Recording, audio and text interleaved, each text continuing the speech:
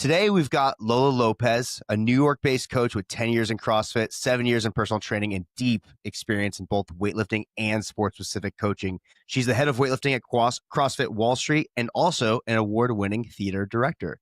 We'll cover her hard-won lessons as a coach, her wins in building a client roster she loves, and how she's navigating the crowded fitness space while doubling down on personalized coaching. Lola, welcome to the show. Thank you for having me. I'm very excited. Absolutely. So you've coached CrossFit, personal training, weightlifting. What was the moment you decided this was going to be your career? I think I always been in a career where I was like teaching in some sort. My mom is a PE teacher, now turned lawyer through circumstances back in Argentina, but I've been around sports my whole life. I think when I moved to New York 12 years ago, I'm from Argentina originally. And when I moved to New York, I quickly understood that I wanted to do something that made people healthier and that made people happier, because that's how I found my happiness and my true self was through fitness. And I was like, I know I have a passion for this and I have a talent for communication. So how can I blend the two and like become a coach? So I worked really hard to kind of like create a space that's like more inclusive and that is like fun and that it makes fitness accessible to people to make the humanity healthier. Definitely. Basically. What does coaching look like for you today? I know you're balancing coaching, weightlifting, some personal training stuff, some remote stuff. Tell us about that. I do a little bit of everything. Today, and specifically, I actually had like a lot of weightlifting clients, but I also had an 81-year-old client who just started strength training with me because her doctor told her to. So like, to me, coaching, it goes down to the fundamentals. I think I love people who come to me because they want to move better. They want to feel better in their bodies. They want to feel strong at whatever age that is.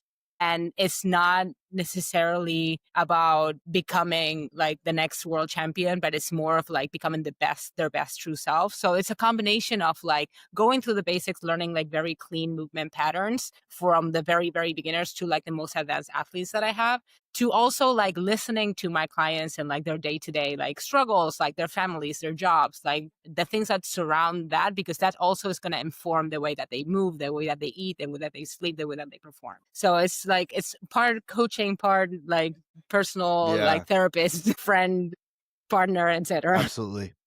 You said your biggest early mistake was taking every client just to stay busy. What did that look like and how did you know it wasn't sustainable? Well, it looked like a very, very jam-packed schedule, very little sleep, and not making it to the end of the month comfortable. Like it was like a constant struggle. I just felt like I was very busy all the time, which felt like a success, because I think from like, especially my generation, we learned very early on that if you're busy, you're therefore successful, or if you don't have time for things, you're seen as successful. And at the same time, not feeling successful, because I felt like I was just giving out my time to whoever was available without valuing my time. So that's why I always like pin that as like my earliest, like biggest mistake. Because it's like, okay, if I have a product that's valuable and I see the value in what like I do and I teach and like my time, I think that my time is very valuable, then how am I not, sorry, I'm just, because someone's entering this space. How am I not putting that forward? Like how am I not presenting myself as like, I am X value, I am this valuable coach, my time is valuable to me, therefore it should be valuable to you. And that's like when I also started like kind of like weeding out the people that I wanted to work with and like what kind of client I wanted to have. And it established my business program like in a much more clean way that gave me peace of mind. It gave me a much better organization of how I wanted to spend my time. It gave me sleep time, which is very important. And it gave me time to also like focus on myself, to then be able to focus on my clients, right? Like that whole analogy of like when you board a plane, if there's an emergency, you have to put your oxygen mask first before helping someone else. I was not helping myself. Therefore, I couldn't offer anything of bigger value because my value was not there. I think that's something we see a lot of coaches, a lot of people get into this and they get into, or anything, right? They get into a space and there's like the quick wins and you start collecting clients, you start getting people, and then you kind of cap out at your abilities or at whatever systems you've built. Then you start to like either look at like, well, I'm doing personal training or I'm doing weightlifting coaching and there's money in personal training or there's money in powerlifting coaching, there's money over there. And I don't know how to get 10 more weightlifting clients. So I'll just kind of move into other horizontal, like other verticals. And like then you have this schedule in your life, which is like, our gym is like, we've got 40 clients, and then we're trying to do shirts to make extra money, and try to do meets to make extra money. And we're trying to do this. Yeah. And then you're just spread so thin. What was that moment like when you realized that you were kind of doing too many things? How did you kind of break out of that?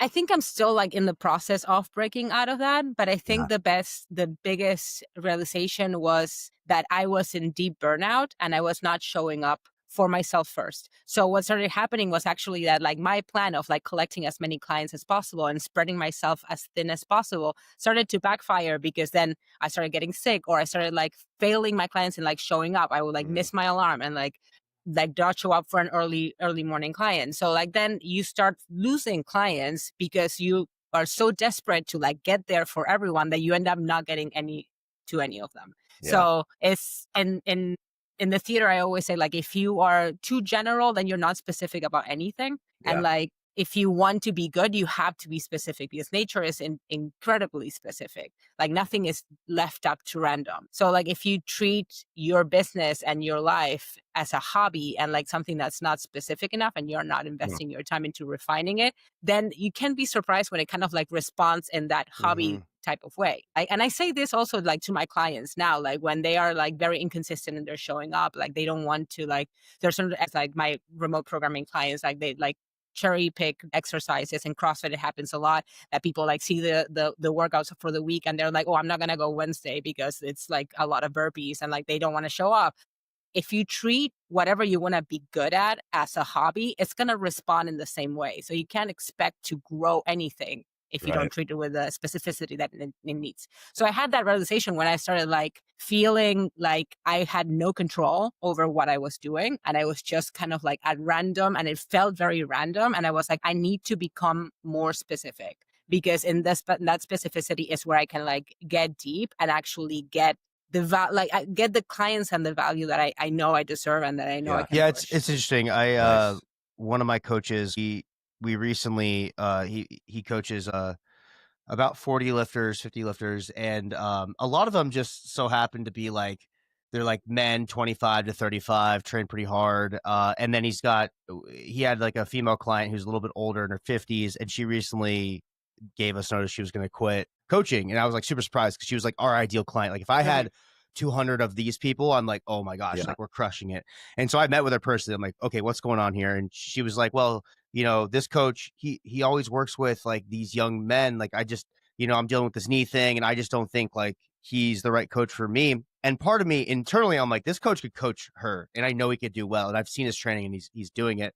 And so part of me was like, do I try and course correct him into, maybe it's how he's coaching or how he's verbalizing things to specific clients, like a female client who's a little bit older, a little bit more apprehensive, and do I try to change him? Or do I say, you know what, maybe this coach is like the coach for younger men. And we just say he specializes in young adult men that want to get strong, compete in powerlifting, and like that's what he becomes. And I chose that route.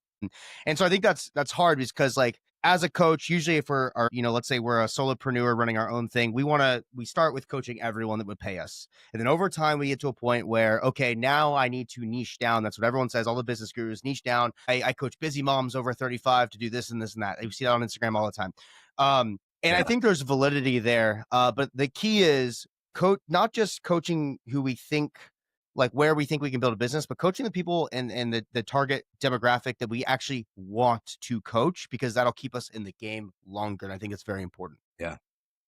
Absolutely. And I think there's also like I'll give you like another vertical of that same idea. It's like, it's not necessarily picking a demographic that is necessarily like men 25 to 45. Like I always say, like when people ask me like, what do you coach? I say like, I coach strength training for people who want to get strong. So like, that's why I'm able to have an 81-year-old client, but like she shows up and like, there's no like, oh, I don't know, I'm scared. Like they trust me that I'm going to teach them through the fundamentals, and they're going to get through that with my programming. I coach a style. I coach people who want to get strong, regardless of like what the end game is. A lot of my clients end up being sports specific, end up being athletes, just because of like the amount of pressure that I put on them, the amount of like specificity in the coaching. But you have the one every once in a while, someone that like doesn't look like your specific client, doesn't look like that niche client if you had to like put in a demographic, but it does have the mentality for that. Like I work out of a gym that has a big swim center, and like some of my biggest clients are members of like the swim masters team. So these are like 65 and older men that like never strength trained in their life, but because they're still in the athlete mentality, they come to me because they're I don't care. Like I go to other coaches and they treat me like a 65-year-old. Like I want to be treated as an athlete. So I treat my clients as athletes. That's cool. Yeah. That's a great way to look at it too, because you're not sort of figuring this idea of like, oh, it's people between these ages. You're not trying to put them in a box, but you're looking for a particular type of person, right? Someone whose personality is that they're inquisitive. They want to learn about lifting. They have a vested interest in pushing themselves. That could be across the age spectrum, right? But you've got Absolutely. a particular personality that's going to resonate with you, and they're going to stick around, right? You're not going to Absolutely. get the hardcore guy who wants to do West Side training, and like that's just not the fit. Even if they might want to, if they fit in that box of this age and they want to get strong, right? They're a Yeah. very different type of person. So that's Yeah. smart. Yeah. And I also I like going back to like the weeding out the people that I want to work with. Not, I have turned people away that haven't like that look similar to my demographic, that they look like that. But once I had them in a session, they start like cherry picking, like, oh, I don't want to do this because it scares me, or like, I don't want to do this. And like when you offer them alternatives, you try to work around the problem. They always put a barrier. So it's like you then you don't want to do this. You want to do something different. It's just like it looks cool to train with me because you know people that train with me and you want that, but at that moment you're not ready. So I usually like grab those people and be like, I would love to work with you, but I think you need to like train with someone else first, gain a little bit of confidence, kind of like refocus of where your goal is at.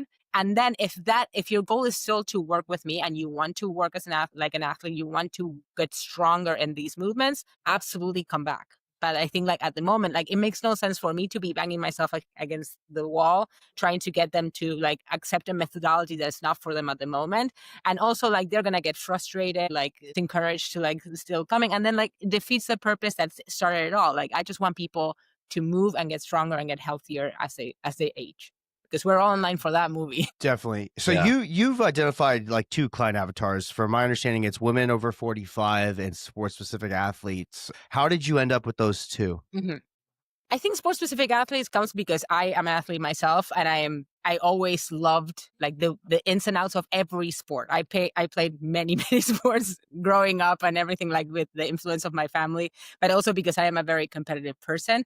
So I always loved figuring out how to be the best at what you want someone does. And that goes from like any type of athletes, from sports to like dancers and like performers as well. And then I think women over 45, it started because like my mom was probably one of my first clients and like my biggest success story. My mom is currently 66, almost 67. When she grew up an athlete. She played volleyball for the Wow. Argentinian national team. She played basketball. She was a very accomplished athlete. And then like she like stopped working out altogether. She was running like 10K a day. And then when she was 50, she was like, oh, I know my knees, like I have arthritis. She started finding all these things that like put a stop in her training. And I started training more in like the strength department. And she was like, you're going to break your knees, you're going to break your back, you're going to get injured. Like I know from experience. And I was like, Mom, like time has changed. And like a lot of like women over 45, they need to strength primarily because they need to like gain access to their strength to like stop osteoporosis, to like develop better into their later years. And she was like, I don't know. I finally sent her a study from Harvard University that like proved all this in the scientific side. And she was like, fine, I'm going to start. And like she started strength training with me over Zoom on the pandemic. The rest is history. Now she does strength training 5 days a week with like the South American powerlifting champion in Argentina. Oh, wow. She has an 80-kilo deadlift at 66. She's crushing it. So like I think like if she's able to reverse a lot of the symptoms that was preventing her from like going up and down the stairs and like standing up and sitting down without pain, I know that there's other people that need that same access. And like if there's someone as determined as my mom, like there's other people just like her around the world, and I'm happy to help people that have that kind of determination. Absolutely. Yeah. Right. 100%. And I'm seeing this more and more. I think a lot more science is coming out. I mean, I feel like coaches like us, like we've known this for years and years and years, but finally the older population is realizing the benefits of strength training and resistance training. And I've seen gyms that specialize in coaching some of the older populations. They're crushing it. I think that with the older population too, you're looking at a few things. Time isn't an objection because they have time. They're usually retired. Money, they've Yeah. typically already made their money and like they know what their income is and like they don't have to go ask their husband or wife for permission to go spend it because like they just know and they're bosses in their Yeah. life. And so they're very coachable, very, very coachable. They see Yeah. progress pretty quickly and they know that like it's a really important factor for them because time is of the essence as well to build some of this stuff. And so I think that like, I've seen a lot of coaches that are working with those older client, demographics just crushing it. And I think more coaches, if we can continue to figure out how to reach those folks, I think it's really important if we want to grow a scalable business. Absolutely. I think that two things very important change in that. Number one, like with social media and everything, and like the growth of like the interwebs, a lot of older people got more visibility into what it looks like to be in a healthier body at their same age. So they started seeing other people their age that are in much better shape, and they're like, I want what she's having. So Yeah. like that,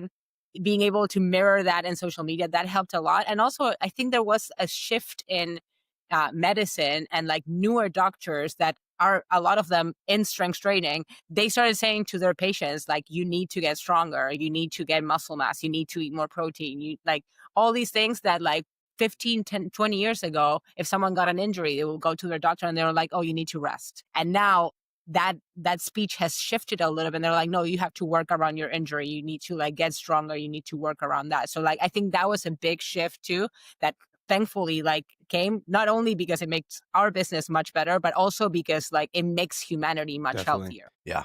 Yeah. That's super smart. That's really cool because I think a lot of times people get into a thing like that and they think they have to sort of force something to happen. So they look at it as like, I've got to get this kind of person or that kind of person. But, like the classic is like, I want to work with elite athletes. And I think everybody, that got into this stuff 20 years ago saw it as like, I want to work with the top people. I want to work in the NFL or whatever. And as you kind of go, you might find that certain people gravitate to you for any number of reasons. And like, you're like, hey, all these older, women that are getting into training are gravitating to me, even though I never set out to do that. And it's for reasons you might not be able to identify right away. Like you don't realize that like the way you communicate, your style, your coaching really resonates with somebody and a large group of people. They feel really comfortable with you. They feel safe with you, or any number of things. And so it's funny that like a lot of times as coaches, we get into it thinking we have an idea of like what we want in our life. Like, oh, we're going to do this. And then you kind of get into, you discover like, oh no, wait, no, like I'm like way more into this other space where like, young, high school age males want to train with me. And that's like the group that really fits better with what I do and how I communicate. And deviating to that instead of saying, oh, no, I'm going to just reject that forever and kind of I have to get this client, I have to get that client. Instead of making that adaptation and saying, okay, yeah, for sure, I'm going after this. That's a group that's going to be benefiting. My mom did it. That was great. I really am just going to dig down on that. Because it's like, you can't decide right away. You don't know. But when it tells you and you actually jump on it, it's so smart. Absolutely. And I think that like you're 100% right. Like when I started coaching, like the majority of like my ideal clients were like high school students that were like preparing for college scholarships in like a specific sport. And I had a lot of athletes and I still do. But like when this population of like primarily older women over 45 started like asking for me, I was like, why? Like I was almost surprised because if you see my social media, all my videos are me like putting a lot of weight over head. And it's like, and they were like, but I'm not going to do that. I was like, no, you're not going to do that. So it's like the explaining and the weeding out, but they were just like, yes, it's a personality thing. And I think that you nailed it. I think that's the human component of training and coaching that like a lot of people miss. And like, that's why like I strongly believe that we'll never be replaced by computers 100% because like that human element of like connecting with someone and having someone that like you can trust, that feeling of trust has no price. It's just priceless. Yeah. And so another thing too is like you do so many things. So you hold state records in weightlifting, competitive weightlifting. You're award-winning director. You're also president of a field hockey club. How do you balance the chaos? How do you do that? What's your secret? I am a very organized human being. I always had a very, very full agenda. When I was growing up, I had I went to bilingual school. So I had like Spanish in the morning and then English in the afternoon. And then I played 3 different sports, one of them for the school team, but then the other 2 were in club.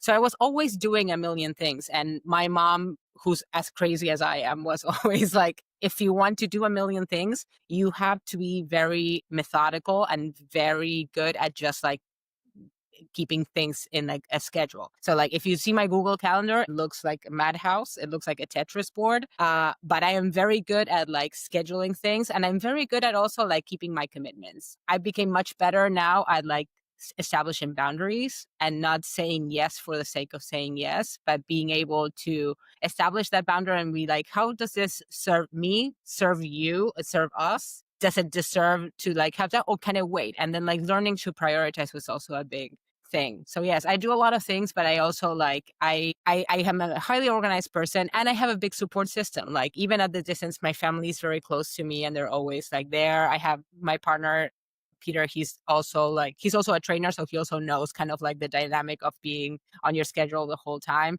So like he's very supportive, and like we're able, like he takes away a lot of like the work of like, I don't know, like taking care of the dog or like doing the shopping, like when I'm like in crazy mode, and we switch back and forth. So like establishing a really good communication with your team is really key to like having a lot of things in your Do you time. find so one of the things that I found, because I'm the same way, like my calendar is like my Bible, and like I I won't even know, like I couldn't tell you what I'm doing tomorrow. I At the end of today, I look at my calendar to know what I'm doing tomorrow.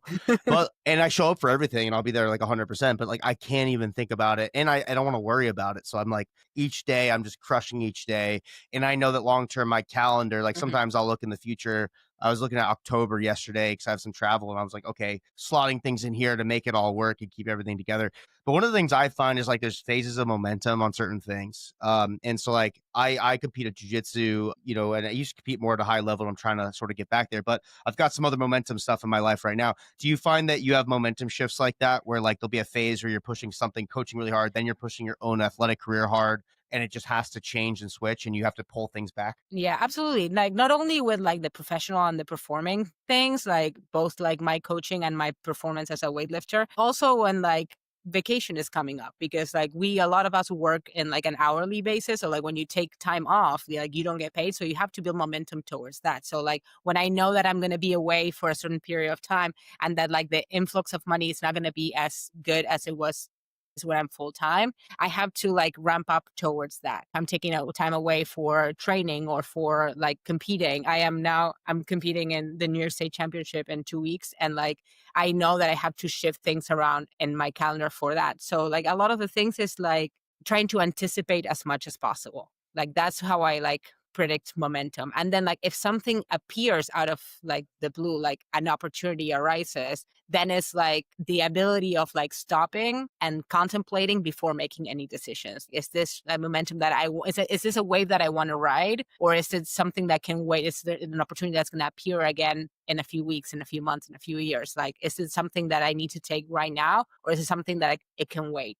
A lot of that happens also like with my business, with like theater or like with events. It's like an opportunity will arise. It's like, I don't know, like a role in something, or like a show that I get to direct. Like, is it really worth it to take this contract, like ride this wave? It could lead to something, but also it could like stop all what we've been building. So it's like, it's stopping and making that decision of like, which street do I want to take? Which wave do I want to ride? Momentum is everywhere. Like there's momentum in like riding the wave, but also in like not doing it, because Yeah. you can scale in a different direction. So it's having the ability of like stopping, like anticipating as much as possible, but also like stopping and being able to reassess and pivot and like do something different if needed. Something that I feel like I've learned, and we were just having this conversation with my developer, our developer yesterday night, is this idea that like the more you plan, the more you organize and plan and manage what exactly every hour of your day is going to be, the less stress and the less thinking you have to do. And so it's like Zach saying like, hey, I don't even know what I'm doing tomorrow. But the more you rely on planning, the more it becomes easy to make decisions. Like you're saying, where it's like, okay, I've got a time slot tomorrow. My time is worth, X amount of dollars per hour. If I do these things for $30 an hour, even though I would be making absolutely money, like I'd absolutely make some money, it's actually not worth it.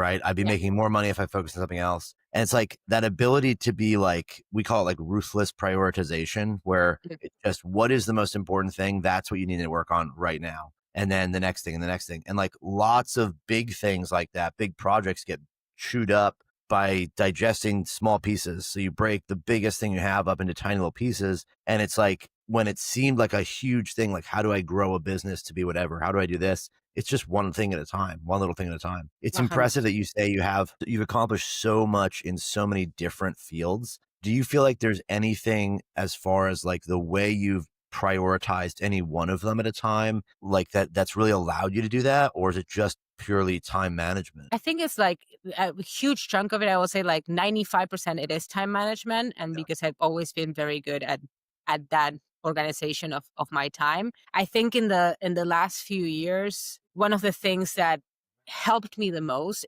within that time management is prioritizing myself and like my recovery, because like to your point of like, should I do this and make absolute money, or like should I do something different and maybe like that, like Yeah. one of the things that I had to shift in the past few years with a very full agenda is like, should I like not do this like thing next week and just sleep a little bit more Right. and like make sure that I'm prepared to like do this other thing that I have next week. So like now, for example, leading to this competition that I had a lot of requests for clients like very early in the morning. And I'm like, no, thank you. Like, even though like nobody wants to say no to money, but at the Yeah. same time, it's like, I know that like at this point, like I want to prioritize my weightlifting for this competition in particular. I can't be sleeping 4 hours a day and then trying to put Yeah. weight over my head because I'm going to get injured. Like I'm not 18 anymore. We can't do those things. So, so it's like knowing yourself and knowing where those boundaries are. I think that has been something that helped my time management a lot and made me incredibly successful in the things that I want to accomplish. And you said it right. Like if you think about the whole wall all the time, you're never going to tackle it. But if you take it brick by brick, like that's always the best like way to accomplish anything. Yeah, and then the other thing too is like I think there's power in saying no, and I've had to get better at that. And two, there's power in scheduling like white space in the day in the calendar. So like obviously like I schedule my training, I'm sure you do as well, so that doesn't get booked over. Mm-hmm. But outside of that too, like leaving time for a potential opportunity that you don't know even exists yet. Because if you're so jam-packed with things that were like a 6 out of 10 on the priority list, but you said yes to them, but then a 9 out of 10 comes by, and now you can't say yes because you've made these other commitments.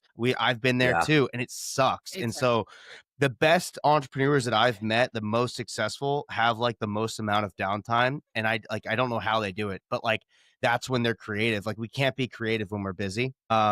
And that's when we Absolutely. also have Mm. time to say yes to the things that do matter. And I think that's super important. Absolutely. I call that Mm. exploration time. So I have it in my calendar as like exploration time, which is like if I need to like use that time for a client that needs to shift, or like I use that to like read, to watch documentaries, to like watch movies, to nap sometimes, to like talk to friends, to like whatever that is. Like there's certain days that I don't work. I have like completely off because those are my rest days, and like they're very important for like, especially for that rest for that like restructuring of my calendar if needed, but also like to see what is there. Because a lot of the times, if we stay very busy and we don't have that exploration time, we don't really see Mhm. the opportunities coming at us because we're so busy doing what is here in front of us the whole time. I have a question for you. How much do you have people working under you, and how much delegation do you end up doing? I don't have a lot of people working under me. In my company, I have 2 other coaches that I work with that I deploy to like seminars. Those are like my 2 big ones. And then I have on the like events and theater department, I have 3 other people under me, but they are like on a contract basis. So I don't have to like keep payroll or something like that. When we're in a project, like let's say we have a seminar coming up or we have a theater project or an event coming up, I became very good at delegating. I was not. I was very bad at delegating growing up. Like I did not like it. I still like have like a hard time like doing it. But I think after a few years of like just really finding who your people are and like trusting that they have your best interest at heart and like the company's best interest, and like it made it much easier for me to be able to delegate. So the people that I work with I always like, it's hard for me to say like they work under me. Yes, they're members of my Yeah. company, but like when we go into a project together, we're all peers. We're all partners. We're all in the same boat. We're all going together, and like not one idea is better than the other one just because of rank. It's I trust them 100% with their decisions, and like that's something that like thankfully I got through the theater training that I did. Like where like when you're in a team and like when, like in the sports environment as well, you can't be the offense and defense at the same time. You have to pick one and trust the Yeah. rest of your team. So one of my questions. Yeah.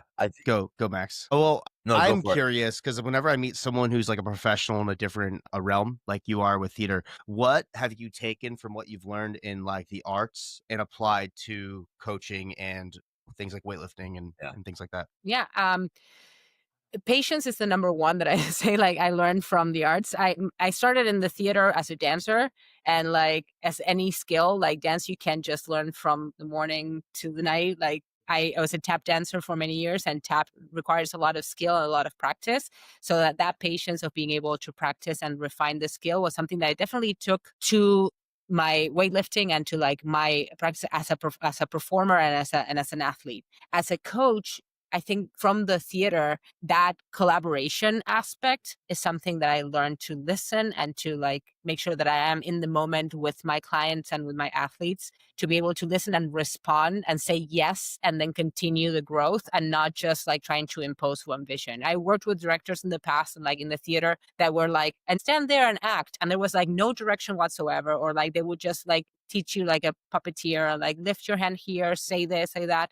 And there was no room for play. I think that both in the theater and in the weight room, like there's a lot of room for exploration and collaboration. So like I can say to an athlete, like, do this exercise, and they're like, I don't feel comfortable doing it. And just to be like, just do it, like forcing them to do something, because that brings us to nowhere. But if I try to understand where the limitation is or where the fear is, we're able to push past it as a team. And then like you grow in your communication, you grow into your rapport with your client and your athlete. Like it just becomes a better communication aspect for that. And then like, even though I've been around for a while and I know a lot of like different areas when it comes to like both fitness and the theater, building that team that you can trust. Like I know in the theater, for example, like I know how to create a light plan for the theater. I know how to illuminate a scene, but I know that there's people that are like much more specific than I am. So I'm able to tell them like kind of like what I want and then trust their expertise in that. So like a lot of the times when you work with athletes, it's like trusting that like they have a PT that like if they are working with an injury, like stay in communication with that PT and be like, what do you see? What do I see? I think like in sessions with me, he's doing this and this and that, or they're doing this and this and that. What are they doing when they're training with you? Like seeing, and CrossFit happens a lot, like collaborating with the other coaches that you work with, of like not giving 7 different cues to one athlete, but being able to communicate. That's something that I also brought from my theater training. That's cool. That reminds me of something that we were having a discussion on, which is the idea of like exactly what you're saying, where it's like, especially as a small business owner, like, you know how to do everything in your job and you know everything that goes on. And the only leverage you can gain is by hiring someone who can do it better than you. And so it's like this often becomes a thing where people get trapped in the idea of like, they think they can do it better. They do it well. If they hired somebody, that person wouldn't give them any amplification of their abilities. Like, if you hire a marketing person who doesn't know any more about marketing than you do, you're not going to get anything out of it. Absolutely. Right. And the same with anything. You can hire all kinds of people, but when you learn how to delegate to a person and leverage the fact that, hey, Zach is a way better salesman than I'll ever be. And there's no reason I would ever try to like, I know how to do it. I understand the way it works, but I'm not good at it. Right. Compared to what he would be. There's huge leverage in that, because now it means that entire thing, that delegation is now, it's improving what I could do without him, right? Or any of these things, right? And it's interesting you say you can see that right away in like theater with like lighting. You know how to do the lighting setup, but delegating to somebody who can leverage, you can gain leverage with them being really good at it. You're going to have, one, you don't have to do any of that, and 2, it's going to be better than what if you did it yourself. Absolutely. Yeah. The skill is going to like reflect much better. The end product is going to be faster, is going to be more rounded. And that's why we hire professionals, right? Like that's Yeah. like how professionals are everything. I do think that I always encourage other leaders in like the fitness and the theater and like everywhere. It's like learn about everything, even read a book, like whatever that is, that you have to know a little bit of everything to be able to communicate with your experts. Because if you go to like a designer, for example, you say like, do whatever you want, they're going to do whatever they want. So then like you will have to take whatever they give you because your direction was do whatever you want. But if you're specific in your ask, then you're going to get a much more specific response. And then we go back to like that whole concept of specificity in your actions. And I think that that is a very important thing for leaders nowadays in every single aspect of life, like just knowing how to communicate with your team from a place of like knowledge. It's like, I know that I want this. This is the ideas that I have. You are the expert. How do you see this going? But then like when they come to you, you can at least make an educated assessment of like what they're giving you. It might even surprise you more. I think Go that's for it, probably yeah. the single greatest piece of advice you could give any entrepreneur is Mhm. to have at least a surface level understanding of what people can and can't do and what it is. Because if you hire a developer and they're like, oh, you can't build that, and then you're like, no, you can, right? Or you hire a marketing guy, it's like, oh, it's $8,000 for me to manage a Yeah. Facebook ads account, and you don't know anything. Oh, I guess it's hard. It must be like he has to like pull really heavy levers and Yeah. like, no, it's like a 20-minute job a week. And so, yeah, that's like so Well, the other important. thing too, like you mentioned, Max, about like the sales stuff. Like for me, I told you from the beginning, like talking about like Coach Logic, like my ideal day is I get to talk to people all day. I get charged by conversation doing Yeah. things like this. I get drained by sitting behind a computer and writing things out or scheduling posts or things like that. So like for me, my goal was immediately get to a place where we can afford to have someone, or I can afford to have someone do those tasks so that I can talk to more people where it's a higher leverage play for me. And I enjoy doing it more. And so I think for any entrepreneur, when you're scaling a company, there's actually, I follow there's a book called Traction, and it's created by this guy, Gino Wickman, who created this company called EOS, Entrepreneurial Operating System. And I swear by it. And one of the worksheets in that is the Delegate and Elevate worksheet. There's 4 quadrants. One is what do I do? What do I love and I'm great at? What am I good at and like I'm okay with? And then what am I good at and I don't like? And what do I hate and I'm bad at? And so like you always want to move things up into the left, like delegate the things you're bad at and that you don't enjoy, or even things you're good at that you don't enjoy because it drains you from the things you love. Delegate those things first. And then, you're able to do more things you love. And then we know that if we're doing the things we love, we're probably going to grow our business. We're going to show up better for our team. And I think that's super important. I oftentimes think entrepreneurs delegate the tasks. They don't delegate with the right prioritization. It really should be based on staying on the thing that you're best at to allow your business to grow. You're the star player, and you also can find other star players that can crush the tasks that you suck at. That should be goal number 1, in my opinion, as you scale. Yeah, absolutely. And I think like you said it right in that word, like it's prioritization. I always joke that I'm going to write the self-help book that is like, sometimes you have to whore a little bit because it's like when you're first starting, Yeah. you have to do everything, whether you like it or not. And Yeah. like, it's by knowing that and like, be staying patient of like, this is going to suck at the beginning. It's going to be really uncomfortable and I'm going to do things that I don't like, because knowing that like it's a little bit of pain at the beginning so you can push through, then know what are the things that you are really good at and like identifying those things, being good at prioritizing is like, because you can delegate everything at the beginning of your business. But if you're able to identify as soon as you can start delegating, like as soon as you meet that threshold, you can start delegating and then make your life easier.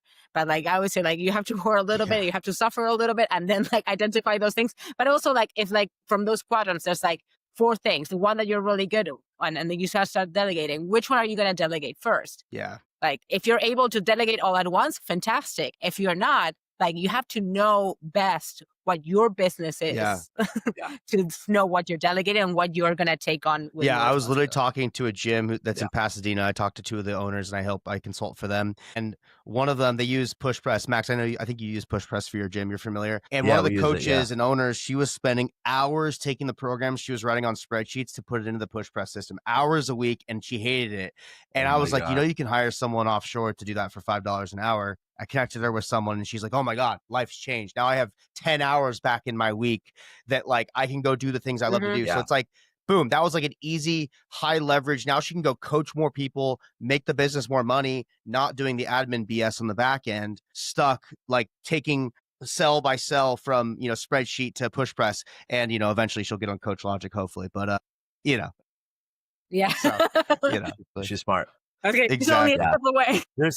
I think there's something to be said too for understanding like there are stages and different stages are different. It's a lot like training. When you have like a brand new person in the gym, a kid, you're not doing heavy, high specificity, like heavy snatch and clean and jerk, heavy squat. Like you're teaching them all this stuff. It's like this idea when you first start your business, like, yeah, you take on those $30 sessions when you have the time because you're bootstrapping. You have to take on and grow and accumulate something. And that's like the hardest part is that little like long drawn out like on the graph that of success, like flat, trail end of the S curve where it's like you're just accumulating, taking on everything. Zach had 65 clients, 67 clients, and like you take everything on because there's a lot of like gathering of resources and skills and abilities. It just needs to happen in that early stage. And then once you get past that, it's like there's another stage and there's always new stages of problems, right? No matter how much money you have or how big you get. It's always some little thing you get hung up on or something you have to get to and get over it. Yeah. But I think that's beautiful. I think that is why like we are entrepreneurs and like why we do our own things, because there's always an opportunity for growth. There's always a next stage. So that also keeps us very engaged. So I'm like, I always think of like, what a great opportunity, right? It will keep us always engaged with our business and relevant in our business and a part of our business. Like I honestly as much as I would love to be a billionaire, I don't think I will ever be apart from my business. Like I will never be like, I'm just going to lend my face and I'm going to go retire to Croatia and like live in a yacht. I don't think because it's not in my nature. I'm too much of like a competitive person. I'm too much of like a curious person. I always want to see what's next. And I think it's knowing to like, okay, in this stage, I'm doing this. I need 100 clients to like, then like, okay, what's the next stage? I can delegate this and only stay with like a few clients. And then like, I'll do it like a different, I'll teach TED, I'll do TED Talks and like, and then what is the next stage? And then what is the next stage? And like, and developing those next stages and like, it can go to infinity.